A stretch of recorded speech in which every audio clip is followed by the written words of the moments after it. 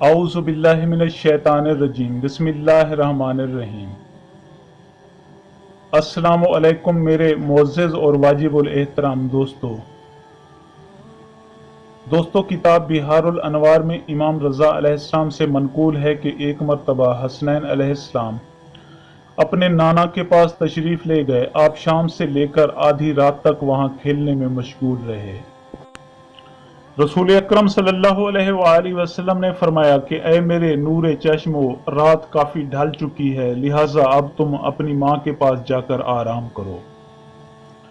جب شہزادے رات کی تاریکی میں اپنے گھر کی طرف چلے تو با حکم پروردگار ایک نور مشعل برق ساطع ہوا۔ اس کی روشنی میں دونوں شہزادے ماں بطول علیہ السلام کی خدمت میں پہنچے تو روشنی کی قندیل موقوف ہو گئی۔ تو پیغمبر اکرم صلی اللہ علیہ وآلہ وسلم اس کرم خداوندی پر نہایت مسرور ہوئے اور آپ نے کلمات شکر فرماتے ہوئے کہا کہ ہم اہل بیت علیہ السلام اس خداوند جلیل کے شکر گزار اور ممنون ہیں کہ جس نے ہمیں کائنات پر فضیلت بخشی۔ دوستو، کتاب بہار الانوار میں حضرت ام سلمہ رضی اللہ تعالی عنہا سے منقول ہے کہ ایک روز حسنین کریمین خدمت رسول صلی اللہ علیہ وآلہ وسلم میں حاضر ہوئے۔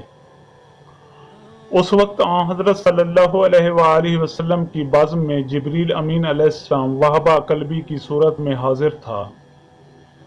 پس دونوں شہزادے جبریل امین علیہ السلام کو وہب قلبی سمجھتے ہوئے ان کے قریب آئے اور بے تکلف آغوش جبریل میں بیٹھ کر ان کی جیب و آستین میں کچھ ڈھونڈنے لگے۔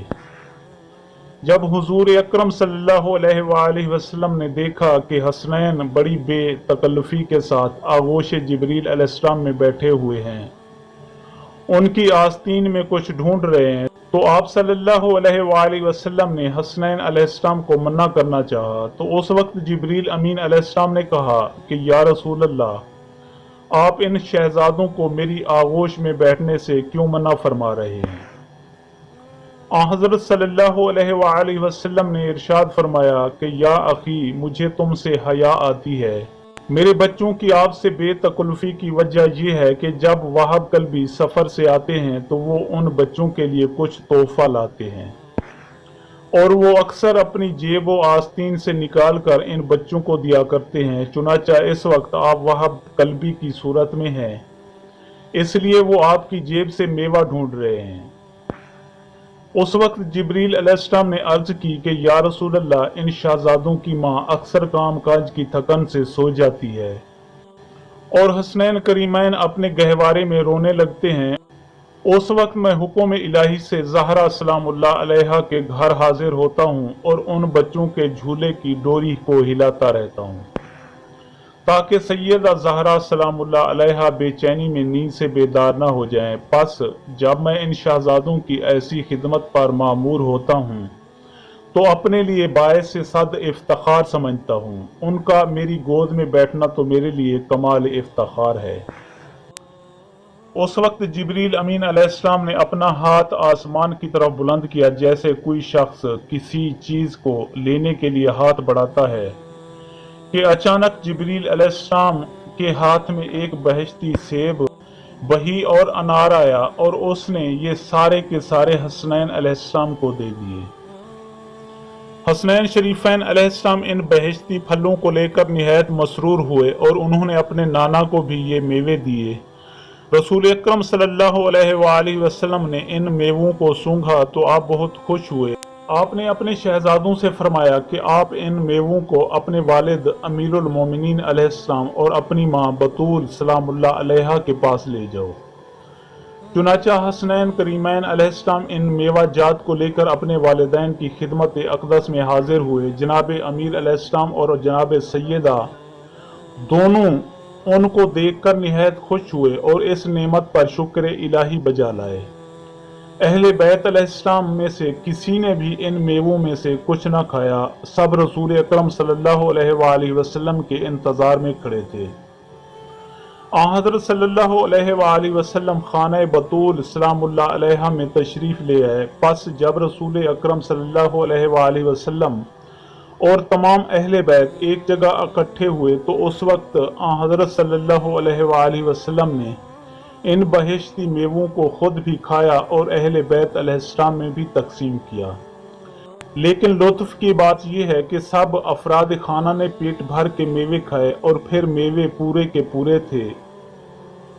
जब अहले खाना इन बहिश्ती मेवों में से खाते वो बदस्तूर अपनी असली हालत में बाकी रहते थे, यहाँ तक कि हज़रत सल्लल्लाहु अलैहि वसल्लम इस दुनिया से रुखसत हुए।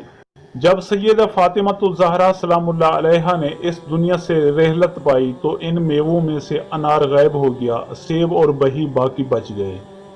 फिर अमीर अलैहिस्सलाम कायनात की शहादत पर बही गायब हो गई और फ़कत सेब ही हसनैन अलैहिस्सलाम के पास बाकी बचा। जब इमाम हसन अलैहिस्सलाम ने जहर से शहादत पाई तो वो सेब इमाम आली मकाम हुसैन अलैहिस्सलाम के पास बाकी रह गया। दोस्तों, रिवायत में मनकूल है कि इमाम हुसैन अलैहिस्सलाम ने इराक की तरफ सफ़र किया और आप ज़मीन करबला वारद हुए और इमाम मज़लूम का अहले कूफा व शाम ने पानी बंद कर दिया। तो उस वक्त तक वो सेब इमाम अलैहिस्सलाम के पास मौजूद था। बस जब इमाम मज़लूम रोज़े आशूरा प्यास से निढाल होते तो वो उस सेब को सूंघ लेते थे। बस जब इमाम अलैहिस्सलाम निहायत प्यासे हुए और आपको अपनी शहादत का यकीन कामिल हो गया तो आपने इस सेब को अपने दंदान मुबारक से कता किया। दोस्तों, इमाम ज़ैनुल आबिदीन अलैहिस्सलाम रावी हैं। वो फरमाते हैं कि मैंने अपने वालिद बुजुर्गवार से इस हदीस को उस वक्त सुना जब उनकी शहादत में एक साथ बाकी रह गई थी। दोस्तों, इमाम ज़ैनुल आबिदीन अलैहिस्सलाम फरमाते हैं कि मेरे बाबा की मज़लूमाना शहादत के बाद इस सेब की खुशबू कत्लगाह से मेरे दिमाग में आती थी।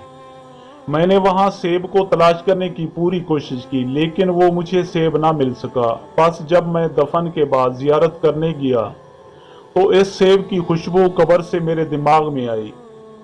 बस जो ज़ायरीन कब्र मुतहर इमाम मज़लूम की ज़ियारत का इश्तियाक रखते हैं और वो इस खुशबू को सूंघना चाहते हैं तो उसे चाहिए कि वो सहर के वक्त कब्र इमाम अलैहिस्सलाम के पास खड़े होकर दुआ करे। अल्लाह ताला उसकी दुआ को मुस्तजाब करेगा और इस सेब की खुशबू कब्र अतहर से उसके दिमाग में आएगी। लेकिन बशर्ते वो खुलूस व अकीदा के साथ इस सारे अमल को बजा लाए। बस मुहिब्बान आले मोहम्मद सल्लल्लाहु अलैहि वसल्लम इस हदीस को यहाँ इसलिए बयान किया गया है कि मोमिनीन अपने इमाम आली मकाम की अजमत को याद करके गरिया करें कि वो इमाम अलैहिस्सलाम कितना अजीम था कि जिसकी खुशनुदी के लिए खुदावंद करीम ने बहिश्ती मेवे भेजे। अफसोस है सिपाही यजीद पर कि जिन्होंने दुनिया के लालच में फरजंद ज़हरा सलामुल्लाह अलैहा को 2 घूंट पानी न दिया जबकि इमाम अलैहिस्सलाम इस्तग़ासा फरियाद बुलंद कर रहे थे तो कोई उनकी फरियाद को सुन न रहा था और इन्हें प्यासा ज़िबह कर दिया गया। दोस्तों, रावी कहता है कि मुझे इमाम मज़लूम अलैहिस्सलाम का रोज़े आशूरा इस्तग़ासा करना नहीं भूलता। गरीब करबला बेकसी और तन्हाई की हालत में फरमाते थे कि ऐ कौम जफ़ाकार, तुम में से कोई भी ऐसा नहीं है कि जो मुझ बेकस व मज़लूम पर रहम करे और औलाद रसूल सल्लल्लाहु अलैहि वसल्लम से अच्छे सलूक से पेश आए। क्या तुम मुझ मजलूम को कत्ल करना चाहते हो जबकि तुम अच्छी तरह से जानते हो कि इस कायनात आलम में मेरा कोई बदल मौजूद नहीं है और फिर मुझे कत्ल करते हो? क्या तुम नहीं जानते कि मेरी मादर गिरामी फातिमा ज़हरा सलामुल्लाह अलैहा हैं और मेरे चचा हमजा अकील और जाफ़र सैयद और शोहदा हैं? क्या तुम्हें इल्म नहीं है कि मेरे वालिद बुजुर्गवार अली अलैहिस्सलाम हैं जो अंबियाए मासल्फ के औसिया से बेहतरीन हैं? क्या तुम्हारे इल्म में नहीं है कि मैं तुम्हारे नबी का नवासा हूँ और वो हजरत मेरे जद बुजुर्गवार हैं? बस तुम मेरे हस्ब व नस्ब से खूब वाकिफ हो और मुझे नाहक कत्ल करते हो। बस तुम मुझ पर रहम करो और मुझे नहर फुरात की तरफ जाने दो। मेरा जिगर शिद्दत तशनगी से कबाब हो रहा है। अगर तुम्हारा मुझे कत्ल करने का मुसम्मम इरादा है तो मैं राजी हूँ, लेकिन पहले मुझे थोड़ा सा पानी पीने दो और फिर मुझे कत्ल करो। लेकिन इन संगदिलों और बेरहम जालिमों ने जवाब दिया कि हुसैन, ये हरगिज मुमकिन नहीं कि हम तुझे पानी दें। بلکہ اس شدت پیاس میں ہی تمہیں قتل کریں گے۔ پس یہ کہہ کر ان ظالموں نے امام علیہ السلام کو ہر طرف سے گھیر لیا اور اس قدر تیر اور نیزے برسائے کہ امام علیہ السلام گھوڑے سے زمین پر گر پڑے اور فرزند رسول صلی اللہ علیہ وآلہ وسلم کو پیاسا ذبح کر دیا گیا۔ دوستوں، میں امید کرتا ہوں کہ آپ کو میری یہ ویڈیو اچھی لگے۔ اگر آپ کو میری یہ ویڈیو اچھی لگے تو آپ میرے چینل کو سبسکرائب اور اس ویڈیو کو لائک ضرور کیجیے، اور اپنی قیمتی آراء کا اظہار نیچے کمنٹ سیکشن میں کرنا مت بھولیے۔ شکریہ، خدا حافظ۔